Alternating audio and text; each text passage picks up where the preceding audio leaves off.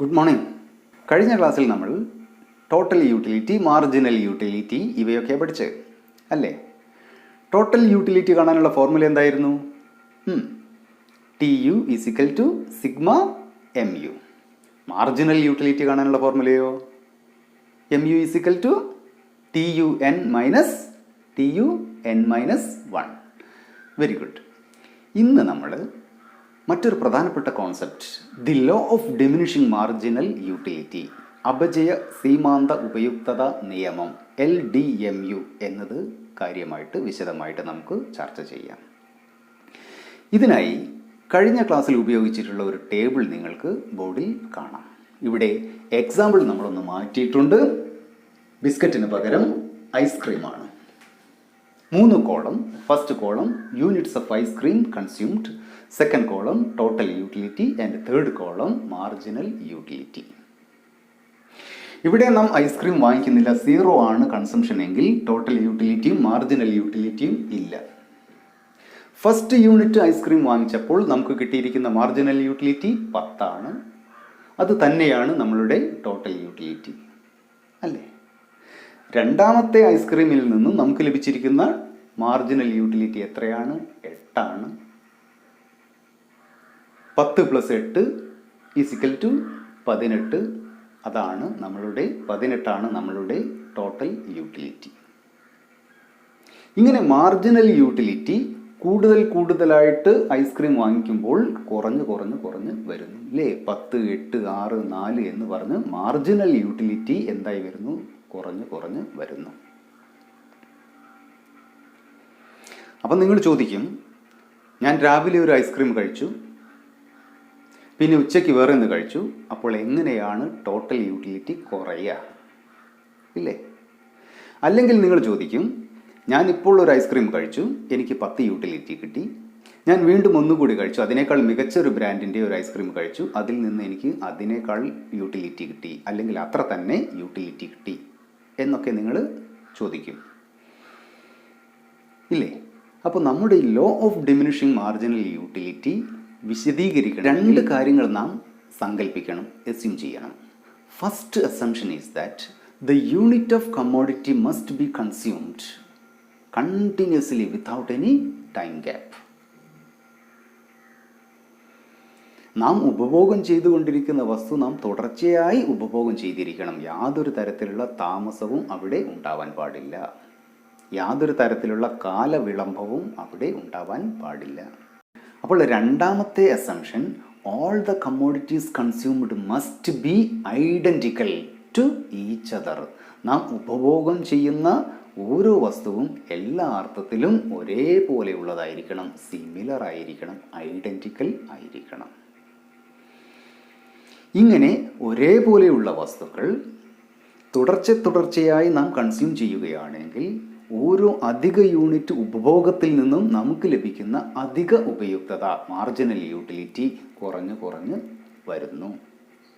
ഒന്നാമത്തെ ഐസ്ക്രീമിൽ നിന്നും നമുക്ക് 10 കിട്ടുന്നെങ്കിൽ തുടർച്ചയായി രണ്ടാമത് ഒന്നുകൂടി വാങ്ങിക്കുകയാണെങ്കിൽ നമുക്ക് 10നേക്കാളും കുറവേ കിട്ടുള്ളൂ.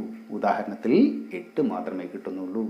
വീണ്ടും അതേപോലെയുള്ള ഐസ്ക്രീം മൂന്നാമതൊന്ന് വാങ്ങിക്കുകയാണെങ്കിൽ രണ്ടാമത്തേതിൽ നിന്ന് ലഭിച്ച അത്ര തന്നെ കിട്ടില്ല, 8 ലഭിക്കില്ല. മൂന്നാമത്തേതിൽ നിന്ന് എത്രയേ ലഭിച്ചിട്ടുള്ളൂ? 6 ലഭിച്ചിട്ടുള്ളൂ. ഒരേപോലെയുള്ള വസ്തു നാം തുടർച്ചയായി ഉപഭോഗം ചെയ്യുകയാണെങ്കിൽ ഉറപ്പായിട്ട് നമുക്കറിയാം ആദ്യത്തെ കൺസംഷനിൽ നിന്ന് നമുക്ക് ലഭിച്ചിട്ടുള്ള യൂട്ടിലിറ്റി എത്രയാണ് അത്ര രണ്ടാമത്തേതിൽ നിന്നും ലഭിക്കില്ല.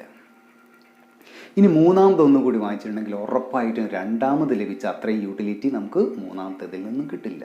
ആദ്യത്തെ ഐസ്ക്രീം കഴിച്ചപ്പോൾ നമുക്ക് ലഭിച്ചിരിക്കുന്ന യൂട്ടിലിറ്റിയേക്കാൾ കുറവായിരിക്കില്ലേ രണ്ടാമത് കഴിച്ചാൽ കിട്ടുക? അത്ര കിട്ടുമോ മൂന്നാമത്തൊന്ന് കഴിച്ചിട്ടുണ്ടെങ്കിൽ? ഇല്ല. ഇത് എല്ലാ വസ്തുക്കളുടെ കാര്യത്തിലും എല്ലാ സേവനങ്ങളുടെ കാര്യത്തിലും സത്യമാണ്. അതുകൊണ്ടാണ് ഇതിനെ ഫണ്ടമെൻ്റൽ സൈക്കോളജിക്കൽ ലോ എന്ന് വിളിക്കുന്നത്. That is why the law of diminishing marginal utility considered as the fundamental psychological law, since it hold good for any services and any goods available in the universe. അപ്പോൾ എന്താണ് law of diminishing marginal utility? What do you mean by LDMU? As the consumer consumes more and more units of the same commodity continuously. Marginal utility derived from each additional unit goes on diminishing. ഒരേപോലെയുള്ള വസ്തു തുടർച്ചയായി നാം ഉപഭോഗം ചെയ്യുകയാണെങ്കിൽ അധിക യൂണിറ്റിൽ നിന്നും നമുക്ക് ലഭിച്ചുകൊണ്ടിരിക്കുന്ന marginal utility, സീമാന്ത ഉപയുക്തത കുറഞ്ഞു വരുന്നു. ഈ നിയമത്തെയാണ് law of diminishing marginal utility, അപചയ സീമാന്ത ഉപയുക്തത നിയമം എന്ന് നാം വിളിക്കുന്നത്. This law was first proposed by Gossen. Gossen എന്ന് പറഞ്ഞിട്ടുള്ള ഒരു സാമ്പത്തിക ശാസ്ത്രജ്ഞനാണ് the law of diminishing marginal utility എന്ന കാര്യം ആദ്യമായി പ്രപ്പോസ് ചെയ്തിട്ടുള്ളത്, നിർദ്ദേശിച്ചിട്ടുള്ളത്. എന്നാൽ ഈ ഒരു നിയമം വളരെയധികം പോപ്പുലർ ആക്കിയിട്ടുള്ളത്, ഏറ്റവും കൂടുതൽ ജനകീയമാക്കിയിട്ടുള്ളത് ആൽഫ്രഡ് മാർഷലാണ്. ആരാണ്? ആൽഫ്രഡ് മാർഷലാണ്. In his famous book the principles of economics which was published in the year of 1890. നമ്മുടെ ടേബിളിനെ നമുക്ക് ഗ്രാഫിലേക്ക് മാറ്റാം. എക്സ് ആക്സിസിൽ യൂണിറ്റ്സ് ഓഫ് കൺസംഷനും വൈ ആക്സിസിൽ total utility and marginal utility ഇവയാണ് അളക്കുന്നത്. ടേബിളിലേക്ക് നോക്കുക. യൂണിറ്റ്സ് ഓഫ് കൺസംഷൻ 0 ആകുമ്പോൾ നമുക്ക് ടോട്ടൽ യൂട്ടിലിറ്റിയും മാർജിനൽ യൂട്ടിലിറ്റിയും ഇല്ല. ഒന്നാമത്തെ യൂണിറ്റിൽ നിന്നും ടോട്ടൽ യൂട്ടിലിറ്റി എത്രയാണ്? 10 ആണ്. ഒന്നാമത്തെ യൂണിറ്റിൽ നിന്നും നമ്മുടെ ടോട്ടൽ യൂട്ടിലിറ്റി എത്രയാണ്? 10 ആണ്. രണ്ടാമത്തെ യൂണിറ്റിൽ നിന്നും ടോട്ടൽ യൂട്ടിലിറ്റി എത്രയാണ്? 18 ആണ്. ഇവിടെ മാർക്ക് ചെയ്തു കഴിഞ്ഞു. മൂന്നാമത്തേതിൽ നിന്ന് നമുക്ക് കിട്ടുന്നത് എത്രയാണ്? 24 ആണ്. 24.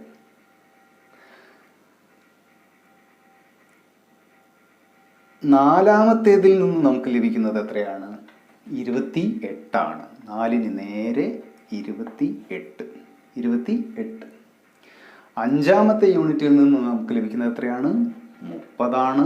ആറാമത്തേതിൽ നിന്നും എത്ര തന്നെയാണ്? 30 തന്നെയാണ്. എന്നാൽ ഏഴാമത്തേതിൽ നിന്നും നമുക്ക് ലഭിക്കുന്നത് എത്രയാണ്?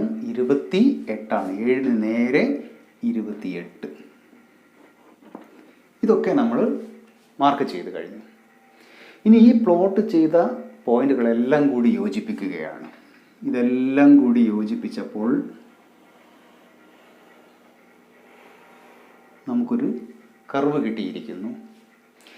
ഈ കർവിനെയാണ് ടോട്ടൽ യൂട്ടിലിറ്റി കർവ് എന്ന് വിളിക്കുന്നത്. ഇതിനെയാണ് വിളിക്കുന്നത് ടോട്ടൽ യൂട്ടിലിറ്റി കർവ്. ഓക്കെ. ഒന്നാമത്തെ യൂണിറ്റിൽ നിന്നും എത്ര ടോട്ടൽ യൂട്ടിലിറ്റി ഉണ്ട്? 10 ഉണ്ട്. രണ്ടാമത്തെ യൂണിറ്റിൽ നിന്ന് എത്രയുണ്ട്? 18 ഉണ്ട്. മൂന്നാമത്തേതിൽ നിന്നും 24, 4ൽ നിന്നും 28, 5ൽ നിന്നും 30, 6ൽ നിന്നും 30, 7ൽ നിന്നും 28. ഇതേപോലെ മാർജിനൽ യൂട്ടിലിറ്റി കർവ് നമുക്ക് വരയ്ക്കാം. ഒന്നാമത്തെ യൂണിറ്റിൽ നിന്ന് നമുക്ക് ലഭിച്ചിരിക്കുന്ന മാർജിനൽ യൂട്ടിലിറ്റി എത്രയാണ്? 10 ആണ്. അത് ഇവിടെ അടയാളപ്പെടുത്തി. രണ്ടാമത്തെ യൂണിറ്റിൽ നിന്ന് നമുക്ക് 8 പ്ലോട്ട് ചെയ്തു. മൂന്നാമത്തെ യൂണിറ്റിൽ നിന്ന് നമ്മുടെ മാർജിനൽ യൂട്ടിലിറ്റി 6, 3ന് നേരെ 6. നാലാമത്തെ യൂണിറ്റിൽ നിന്ന് നമുക്ക് ലഭിക്കുന്നത് 4. 5ൽ നിന്ന് നമുക്ക് ലഭിക്കുന്നത് 2. 6ൽ നിന്ന് നമുക്ക് ലഭിക്കുന്നത് 0. 0 എന്ന് പറഞ്ഞാൽ എവിടെയായിരിക്കും? എക്സ് ആക്സിസിൽ തട്ടിയിരിക്കുന്ന ഭാഗത്തായിരിക്കും.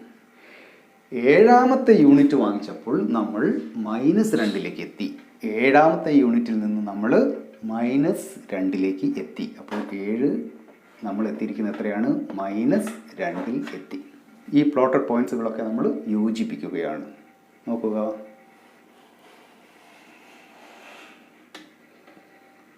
ഈ കർവിനെയാണ് മാർജിനൽ യൂട്ടിലിറ്റി കർവ് എന്ന് വിളിക്കുന്നത്. ഒന്നാമത്തെ യൂണിറ്റിൽ നിന്ന് നമ്മുടെ മാർജിനൽ യൂട്ടിലിറ്റി 10 ആണ്. രണ്ടാമത്തേതിൽ നിന്ന് നമ്മുടെ മാർജിനൽ യൂട്ടിലിറ്റി 8 ആണ്. മൂന്നാമത്തേതിൽ നിന്നും 6 ആണ്. 4ൽ നിന്നും 4 ആണ്. 5ൽ നിന്നും 2 ആണ്. 6ൽ നിന്നും മാർജിനൽ യൂട്ടിലിറ്റി എത്രയാണ്? 0 ആണ്. ഏഴാമത്തേതിൽ നിന്നും മാർജിനൽ യൂട്ടിലിറ്റി എത്രയായി കുറഞ്ഞു? നെഗറ്റീവായിട്ട് താണു. അതായത് -2 ആയിട്ട് മാറി. ഈ കർവിനെയാണ് മാർജിനൽ യൂട്ടിലിറ്റി കർവ് എന്ന് നമ്മൾ വിളിക്കുന്നത്. കുറച്ച് കാര്യങ്ങൾ കൂടി നമുക്ക് ഈ ഗ്രാഫ് ഉപയോഗപ്പെടുത്തി പഠിക്കാം. ടോട്ടൽ യൂട്ടിലിറ്റി കൂടുതൽ ഉപഭോഗം ചെയ്യുന്നതിനനുസരിച്ചിട്ട് ഉയർന്ന് പരമാവധി എത്തുന്നു. അതിനുശേഷം അതെന്താകുന്നു? താഴാനായിട്ട് ആരംഭിക്കുന്നു. മാർജിനൽ യൂട്ടിലിറ്റി കൂടുതൽ ഉൽപ്പന്നങ്ങൾ വാങ്ങുന്നതിനനുസരിച്ചിട്ട് കുറഞ്ഞുകൊണ്ടേയിരിക്കുന്നു. നെഗറ്റീവ്ലി സ്ലോപ്പിംഗ് ആണ്. ഇനി ഒരു കാര്യം ശ്രദ്ധിക്കുക. ടോട്ടൽ യൂട്ടിലിറ്റി കൂടി മാക്സിമത്തിൽ എത്തുമ്പോൾ, അതായത് 30 എത്രാമത്തെ യൂണിറ്റ് വാങ്ങിച്ചപ്പോൾ? 6ാമത്തെ യൂണിറ്റ് വാങ്ങിച്ചപ്പോൾ നമ്മളുടെ ടോട്ടൽ യൂട്ടിലിറ്റി എത്രയായി? മാക്സിമത്തിലായി. അപ്പോൾ ഇതാണ് നമ്മളുടെ ടോട്ടൽ യൂട്ടിലിറ്റി മാക്സിമം ആയിട്ടുള്ള പോയിന്റ്. അപ്പോൾ നമ്മളുടെ മാർജിനൽ യൂട്ടിലിറ്റി എത്രയാണ്? 0 ആണ്. ഒരു കാര്യം അവിടെ നോട്ട് ചെയ്യണം, പരീക്ഷയ്ക്ക് ചോദിക്കുന്ന ഒരു ഭാഗമാണ്. When total utility is at its maximum, what will be the marginal utility? What will be the marginal utility? Marginal utility will be 0 when total utility is at its maximum. Okay. ഇനി 30 നിന്നും total utility കുറയുകയാണ്, decline ചെയ്യുകയാണ്. 7ാമത്തെ ഒരു unit വാങ്ങിച്ചപ്പോൾ total utility 30 നിന്നും 28 കുറഞ്ഞു. അതിൻ്റെ അർത്ഥം marginal utility എന്തായിട്ടുണ്ട്? നെഗറ്റീവായിട്ടുണ്ട് എന്നതാണ്. When total utility declines, it implies marginal utility becomes negative. Okay, marginal utility negative ആയിട്ടുണ്ടെങ്കിൽ നമുക്ക് ഉറപ്പിക്കാം ടോട്ടൽ യൂട്ടിലിറ്റി എന്തായിട്ടുണ്ട്? കുറഞ്ഞിട്ട് ഉണ്ട് എന്ന്. ഇത്രയും കാര്യങ്ങളാണ് the law of diminishing marginal യൂട്ടിലിറ്റിയുമായിട്ട് നമ്മൾ പഠിക്കേണ്ടത്. ഇനി എന്താണ് ഡിമാൻഡ് എന്നതാണ് നാം ഇവിടെ ചർച്ച ചെയ്യുന്നത്. What do you mean by demand? ചോദനം എന്ന് പറഞ്ഞിട്ടുണ്ടെങ്കിൽ എന്താണ്? വെറും ആഗ്രഹത്തെയാണ് സാധാരണ ഭാഷയിൽ നാം ഡിമാൻഡ് എന്ന് വിളിക്കാറുള്ളത്. In ordinary parlance, by demand we mean mere desire. In ordinary language, by demand we mean just desire. വെറും ആഗ്രഹത്തെയാണ് സാധാരണ ഭാഷയിൽ നാം ഡിമാൻഡ് എന്നതുകൊണ്ട് അർത്ഥമാക്കുന്നത്. KTM ബൈക്കിനെ കുറിച്ചിട്ടൊക്കെ എല്ലാവർക്കും അറിയാലോ. KTM ബൈക്ക് ഒത്തിരി യുവാക്കളൊക്കെ ഉപയോഗിക്കുന്ന ബൈക്കാണ് ഇല്ലേ? KTM ബൈക്കിൻ്റെ ഡിമാൻഡിനെ കുറിച്ച് പഠിക്കാൻ പോവുകയാണ് ഡ്യൂക്കിൻ്റെ നിർമ്മാതാക്കൾ എന്ന് സങ്കല്പിച്ചോളൂ. അപ്പോൾ ഡ്യൂക്കിൻ്റെ നിർമ്മാതാക്കൾ KTMൻ്റെ വിൽപ്പന കേന്ദ്രത്തിൽ പോയി അന്വേഷിക്കും KTMന് എത്രമാത്രം ഡിമാൻഡ് ഉണ്ട് എന്ന്. അവരെന്ത് റിപ്ലൈയാണ് കൊടുക്കുക? ഡ്യൂക്കിൻ്റെ നിർമ്മാതാക്കൾക്ക് ഒത്തിരി ആളുകൾ ഈ ബൈക്കിന് ആവശ്യക്കാരായിട്ട് വരുന്നുണ്ട്, അന്വേഷിച്ച് വരുന്നുണ്ട്. ഈ വരുന്ന ആൾക്കാർ മുഴുവൻ ഈ KTM ബൈക്ക് വാങ്ങിക്കുമോ? ഇല്ല, പല ആളുകൾക്കും വാങ്ങിക്കാൻ ആഗ്രഹമുണ്ട്. നിങ്ങളിൽ പലർക്കും KTM ബൈക്ക് വാങ്ങിക്കാനായിട്ട് ആഗ്രഹമുണ്ട്. അതുകൊണ്ടാണ് നമ്മൾ മാർക്കറ്റിലൊക്കെ പോകുമ്പോൾ KTM ബൈക്കിൻ്റെ ഷോറൂമിലൊക്കെ കയറിയിട്ട് ഇതിനെന്താ വില, ഇതിൻ്റെ സ്പെസിഫിക്കേഷൻസ് എന്തൊക്കെയാണ്, കാര്യങ്ങളൊക്കെ നമ്മൾ അന്വേഷിക്കും. നമുക്കതിനോട് വാങ്ങിക്കാനുള്ള താല്പര്യമുള്ളത് കൊണ്ടല്ലേ നമ്മൾ അന്വേഷിച്ച് ചെന്നത്. അപ്പോൾ ആഗ്രഹമുണ്ട് എങ്കിൽ ഒത്തിരി ആളുകൾ അന്വേഷിച്ച് ചെല്ലും. ഇങ്ങനെ ജനങ്ങൾക്ക് ഒരു വസ്തുവിനോട് ആഗ്രഹമുണ്ട് എങ്കിൽ, അഭിലാഷമുണ്ട് എങ്കിൽ ആ വസ്തുവിനെക്കുറിച്ച് നമ്മൾ അന്വേഷിക്കും. അതിൻ്റെ വിൽപ്പന കേന്ദ്രത്തിൽ ചെന്ന് അതിൻ്റെ വിലയെക്കുറിച്ചിട്ടും അതിൻ്റെ ഗുണങ്ങളെക്കുറിച്ചിട്ടൊക്കെ നമ്മൾ അന്വേഷിക്കും. അപ്പോൾ നമ്മുടെ ഡ്യൂക്ക് നിർമ്മാതാക്കൾക്ക് KTM വിൽപ്പന കേന്ദ്രത്തിൽ നിന്നും കിട്ടിയ അറിവ്, ഇൻഫർമേഷൻ എന്താണെന്ന് വെച്ചിട്ടുണ്ടെങ്കിൽ ഒത്തിരി ജനങ്ങൾ KTM ബൈക്കിന് വേണ്ടിയിട്ട് അന്വേഷിച്ച് വരുന്നുണ്ട്. അപ്പം KTMൻ്റെ ഡിമാൻഡ് എന്താണ് എന്നാണ് അവർ മനസ്സിലാക്കുക? വളരെ ഉയർന്നതാണ് അല്ലേ? എന്നാൽ അന്വേഷിച്ച് ചെന്ന ആളുകളൊക്കെ KTM ബൈക്ക് വാങ്ങിച്ചിട്ടുണ്ടോ? ഇല്ല. അതുപോലെ ഇക്കണോമിക്സിൽ ഡിമാൻഡ് ആവണമെങ്കിൽ എന്ത് മാത്രം പോരാ? ഡിസയർ മാത്രം പോരാ. വെറും ആഗ്രഹം ഇക്കണോമിക്സിനെ സംബന്ധിച്ചിടത്തോളം ഡിമാൻഡ് അല്ല. Mere desire does not constitute demand in economics.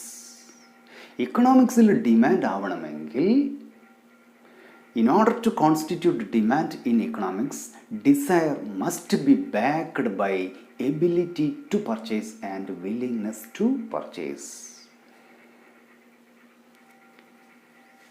ഇക്കണോമിക്സിൽ ഡിമാൻഡ് എന്ന് പറഞ്ഞിട്ടുണ്ടെങ്കിൽ desire must be backed by ability to purchase and willingness to purchase. പ്രതിഫലം നൽകാനുള്ള കഴിവിൻ്റെയും ശേഷിയുടെയും സന്നദ്ധതയുടെയും മനോഭാവത്തിൻ്റെയും പിൻബലമുള്ള ആഗ്രഹത്തെയാണ് നാം ഡിമാൻഡ് എന്നതുകൊണ്ട് അർത്ഥമാക്കുന്നത്. ഏതൊരു സാധനം നമ്മൾ വാങ്ങിക്കണമെങ്കിലും നമുക്കതിനോട് ആഗ്രഹം വേണം, ഡിസയർ വേണം. വേണ്ടേ? ഡിസയർ ഇല്ലാതെ നമ്മളൊരു സാധനം വാങ്ങിക്കുമോ? ആഗ്രഹമില്ലാതെ ഏതെങ്കിലും ഒരു സാധനം നമ്മൾ വാങ്ങിക്കുമോ? ഇല്ല. First of all, in order to constitute demand we must have desire. ആഗ്രഹം നമുക്ക് വേണം. അപ്പോൾ ഡിസയർ. ഇനി KTM ബൈക്ക് വാങ്ങിക്കാനായിട്ട് നിങ്ങൾക്ക് ആഗ്രഹമുണ്ട്. എല്ലാ ആൾക്കാർക്കും വാങ്ങിക്കാനായിട്ട് പറ്റിയിട്ടുണ്ടോ? ഇല്ല. എങ്കിൽ അവിടെ സാധനങ്ങൾ നമുക്ക് വാങ്ങിക്കാനായിട്ട് പറ്റിയിട്ടില്ല എങ്കിൽ ഡിമാൻഡ് ഇല്ല. ആഗ്രഹമുണ്ടേ, ഡിസയർ ഉണ്ടേ. ഇനി എന്തുകൂടി വേണം? ആഗ്രഹത്തോടൊപ്പം എന്തും വേണം? എബിലിറ്റി ടു പർച്ചേസ്, വാങ്ങിക്കാനുള്ള ശേഷി വേണം. അതിൻ്റെ പ്രൈസ് കൊടുക്കാനുള്ള കഴിവ് നമുക്ക് വേണം. ഇപ്പം എന്തൊക്കെയായി? KTM ബൈക്ക് വാങ്ങിക്കാനുള്ള ആഗ്രഹം, ഡിസയർ നമുക്ക് ഉണ്ട്. അതിൻ്റെ പ്രൈസ് കൊടുക്കാനുള്ള ക്യാഷ് നമ്മുടെ കയ്യിൽ ഉണ്ട്. എബിലിറ്റി ടു പർച്ചേസ് നമുക്ക് ഉണ്ട്. ബട്ട് വില്ലിങ്നെസ് ടു പർച്ചേസ് ഇല്ല എന്ന് വിചാരിച്ചോളൂ. വാങ്ങിക്കാനുള്ള ഒരു മനോഭാവം, സന്നദ്ധത, അത്രയും പൈസ അങ്ങോട്ട് കൊടുക്കാൻ നമ്മൾ അങ്ങോട്ട് തയ്യാറല്ല എങ്കിൽ നമുക്ക് വാങ്ങിക്കാൻ പറ്റുമോ? എൻ്റെ കയ്യിൽ പൈസയുണ്ട്, എനിക്ക് വാങ്ങിക്കാനുള്ള ആഗ്രഹമുണ്ട്, പക്ഷെ പൈസ കൊടുക്കാൻ ഞാൻ തയ്യാറല്ല, അതിനുള്ള ഒരു മാനസികാവസ്ഥ എനിക്കില്ല എങ്കിൽ എനിക്ക് ബൈക്ക് കിട്ടുമോ? ഇല്ല. അപ്പോൾ എന്തുകൂടി വേണം? ആഗ്രഹം വേണം, അതോടൊപ്പം വാങ്ങിക്കാനുള്ള ശേഷി വേണം, കൂടാതെ അത് കൊടുക്കാനുള്ള സന്നദ്ധത അല്ലെങ്കിൽ മനോഭാവം കൂടി വേണം. അത് കൊടുക്കാൻ നമ്മൾ തയ്യാറാവണം. എങ്കിൽ എനിക്ക് KTM ബൈക്ക് വാങ്ങിയിട്ട് വീട്ടിൽ കൊണ്ടുപോകാം. അപ്പോൾ KTM ബൈക്കിന് എന്തുണ്ടായി?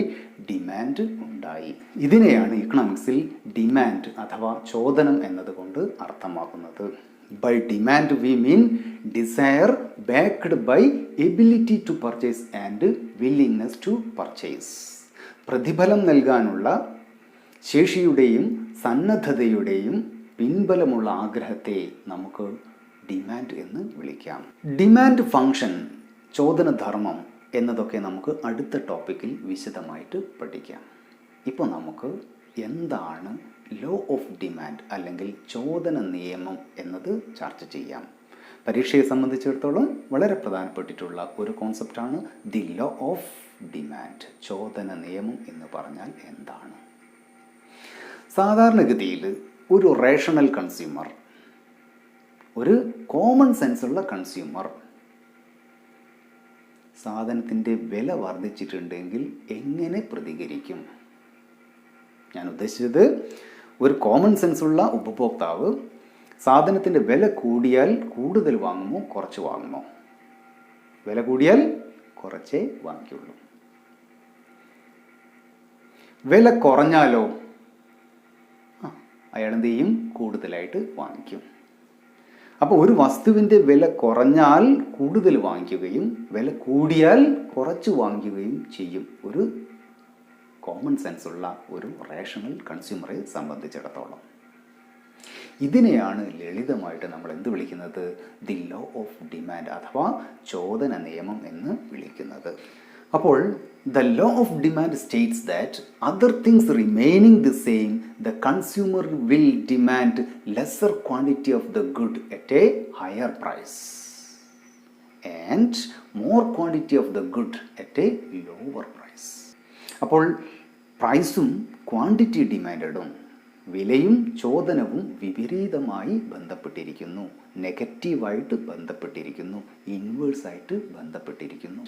The inverse relationship between price and quantity demanded is called as law of demand എന്ന് നമുക്ക് ലളിതമായിട്ട് എഴുതാം. അല്ലെങ്കിൽ the law of demand states that the other things remaining the same the consumer will demand lesser amount of the good at a higher price and more quantity of the good at a lower price is called law of demand. ഇതൊരു ചിത്രത്തിൻ്റെ സഹായത്തോട് കൂടിയിട്ട് നമുക്ക് കൂടുതലായിട്ട് വ്യക്തമാക്കാം. Table ശ്രദ്ധിക്കുക. First column price of the commodity, second column quantity of the commodity, ഉദാഹരണത്തിന് orange. വില 1 ആകുമ്പോൾ 5 ഓറഞ്ച് വാങ്ങിക്കുന്നു. വില കൂടിയിട്ടുണ്ട് എങ്കിൽ ഒരു റേഷണൽ കൺസ്യൂമർ 5 എണ്ണം വാങ്ങിക്കില്ല, കുറച്ചേ വാങ്ങിക്കില്ല. എത്രയേ വാങ്ങിക്കുന്നുള്ളൂ? 4 എണ്ണേ വാങ്ങിക്കുന്നുള്ളൂ. വില 3 ആകുമ്പോൾ 3, 4 ആകുമ്പോൾ 2, 5 ഉയർന്നപ്പോൾ 1 ഓറഞ്ചുമാണ് നമ്മളുടെ കൺസ്യൂമർ വാങ്ങിക്കുന്നത്. വില കൂടിക്കൂടി വരുമ്പോൾ വാങ്ങിക്കുന്നതിൻ്റെ അളവ് എന്താകുന്നു? കുറഞ്ഞ് കുറഞ്ഞ് വരുന്നു. ഇല്ലേ? ഈ കാര്യം നമ്മളൊരു ഗ്രാഫിലേക്ക് മാറ്റുകയാണ്. ഈ ആക്സിസിൽ y ആക്സിസിൽ പ്രൈസും x ആക്സിസിൽ ക്വാണ്ടിറ്റിയുമാണ് നാം അളക്കുന്നത്. വില 1 രൂപയായിരുന്നപ്പോൾ എത്ര ക്വാണ്ടിറ്റി വാങ്ങുന്നുണ്ട്? 5 യൂണിറ്റ്സ് വാങ്ങുന്നുണ്ട്. വില 1 ആയിരുന്നപ്പോൾ 5 യൂണിറ്റ്സ്. ഇതല്ലേ നമ്മുടെ കോമ്പിനേഷൻ? വില 2 ആയിരുന്നപ്പോൾ 4, വില 2 ആയിരുന്നപ്പോൾ 4. നെക്സ്റ്റ് കോമ്പിനേഷൻ പ്ലോട്ട് ചെയ്തു. വില 3 ആയിരുന്നപ്പോൾ 3, 3 ആയിരുന്നപ്പോൾ 3, 4 ആയിരുന്നപ്പോൾ 2, 4 ആയിരുന്നപ്പോൾ 2. പ്ലോട്ട് ചെയ്തു. വില 5 ആയിരുന്നപ്പോൾ 1, 5 ആയിരുന്നപ്പോൾ 1. പ്ലോട്ട് ചെയ്തു. ഈ പോയിന്റുകളെ എല്ലാം നമ്മൾ യോജിപ്പിക്കുകയാണ്.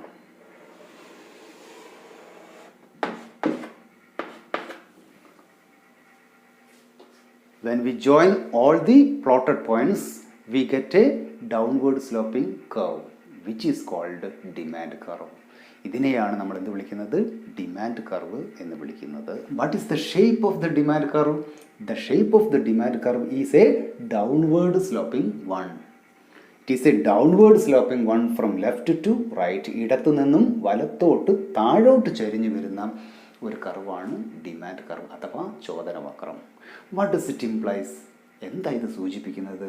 The inverse relationship between the two variables, that is price and quantity. വിലയും വാങ്ങിക്കുന്നതിൻ്റെ അളവും പരസ്പരം വിപരീതമായി ബന്ധപ്പെട്ടിരിക്കുന്നു, നെഗറ്റീവായി ബന്ധപ്പെട്ടിരിക്കുന്നു. അതുകൊണ്ടാണ് നമ്മളുടെ ഡിമാൻഡ് കർവ് ഡൗൺവേർഡ് സ്ലോപ്പിംഗ് ആയത്, അല്ലെങ്കിൽ നെഗറ്റീവ്ലി സ്ലോപ്പിംഗ് ആവാൻ കാരണം. ഓക്കെ, ഇനി what is the reason for the downward shape of a demand curve എന്ന് ചോദിച്ചിട്ടുണ്ട് എങ്കിൽ അതിൻ്റെ ഉത്തരം the law of diminishing marginal യൂട്ടിലിറ്റിയാണ്. നോക്കാം നമുക്ക്.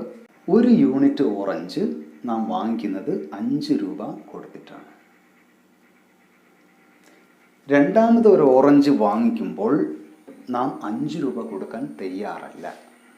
കാരണം രണ്ടാമത്തെ ഓറഞ്ചിൽ നിന്ന് നമുക്ക് ലഭിക്കുന്ന മാർജിനൽ യൂട്ടിലിറ്റി ആദ്യത്തെ ഓറഞ്ചിലേതിനേക്കാൾ കുറവാണ്. അതുകൊണ്ട് തന്നെ രണ്ടാമത്തെ ഓറഞ്ചിന് 5 രൂപ ഒരു റേഷണൽ കൺസ്യൂമർ കൊടുക്കില്ല. ഇയാൾ എത്രയേ കൊടുക്കുന്നുള്ളൂ? 2 എണ്ണം വാങ്ങിക്കണമെങ്കിൽ വില എത്രയായിരിക്കണം? 4 ആയിരിക്കണം. ഇനി മൂന്നാമതൊരു ഓറഞ്ച് കൂടി വാങ്ങിക്കണമെന്നുണ്ട് എങ്കിൽ നിശ്ചയമായും വില എന്താവണം? കുറയണം. കാരണം രണ്ടാമത്തെ ഓറഞ്ചിൻ്റെ അത്രയും മാർജിനൽ യൂട്ടിലിറ്റി മൂന്നാമത്തെ ഓറഞ്ചിന് ലഭിക്കില്ല. എങ്കിൽ മൂന്നാമത്തെ ഓറഞ്ച് വാങ്ങിക്കണമെങ്കിൽ വില 4നേക്കാൾ കുറവായിരിക്കണം. എത്രയായിരിക്കണം? 3 ആയിരിക്കണം. വില 2 കുറഞ്ഞെങ്കിൽ മാത്രമേ നമ്മൾ നാലാമത്തെ ഒരു ഓറഞ്ചിനി വാങ്ങിക്കുള്ളൂ. കാരണം നാലാമത്തെ ഓറഞ്ചിൽ നിന്ന് നമുക്ക് ലഭിക്കുന്ന യൂട്ടിലിറ്റി 3ലേതിനേക്കാൾ കുറവാണ്. അതുകൊണ്ട് വില കുറഞ്ഞെങ്കിൽ മാത്രമേ നമ്മൾ കൂടുതലായിട്ട് വാങ്ങിക്കുകയുള്ളൂ. അപ്പം നമ്മളുടെ shape of the demand curve എന്താണ്? ഡൗൺവേർഡ് സ്ലോപ്പിംഗ് കർവാണ്. ഇതിനുള്ള കാരണം എന്താണ്?